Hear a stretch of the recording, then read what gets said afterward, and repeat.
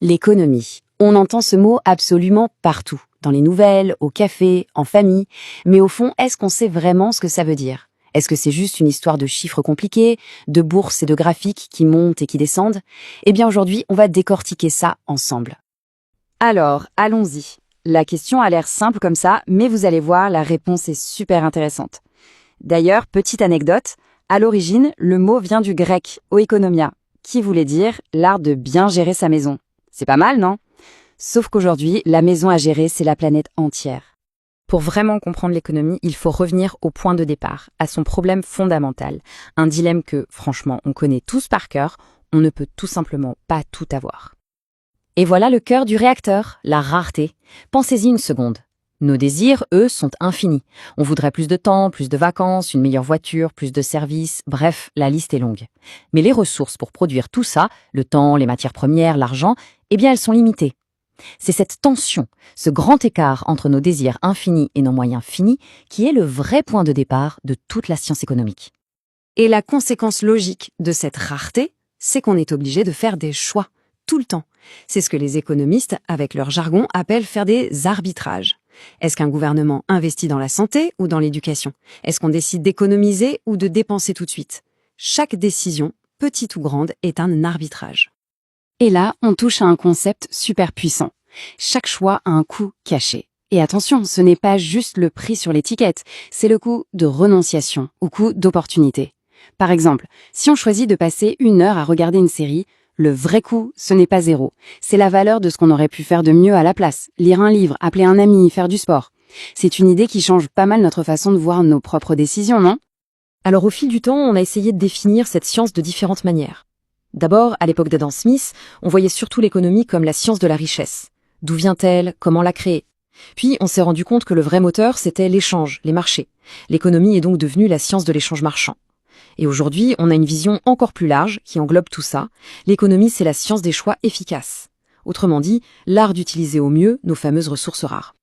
D'accord, donc l'économie, c'est la science des choix face à la rareté. Mais concrètement, comment on fait pour analyser tout ça? C'est quoi la boîte à outils des économistes? En gros, il y a 2 grandes paires de lunettes pour regarder l'économie. La première, c'est la microéconomie.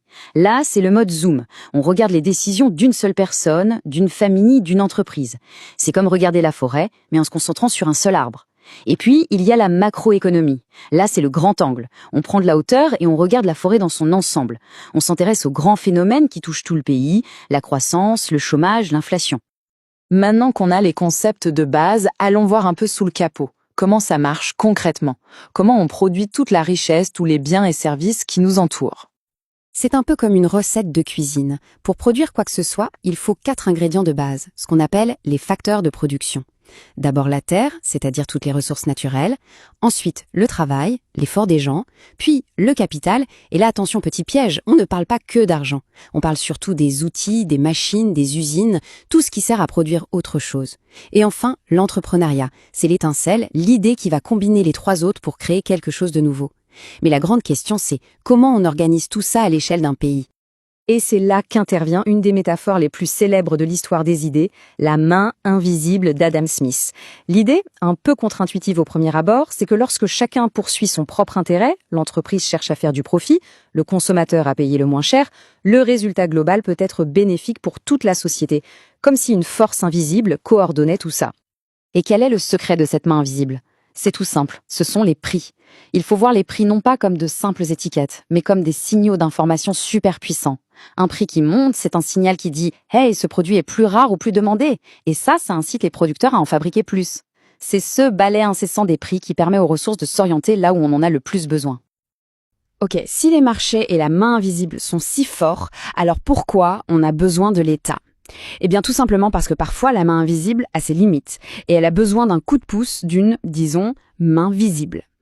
L'État en économie porte en général 3 grandes casquettes. La première, c'est la location. Il intervient quand le marché rate quelque chose. Par exemple, une entreprise seule n'a aucun intérêt à lutter contre la pollution qu'elle génère.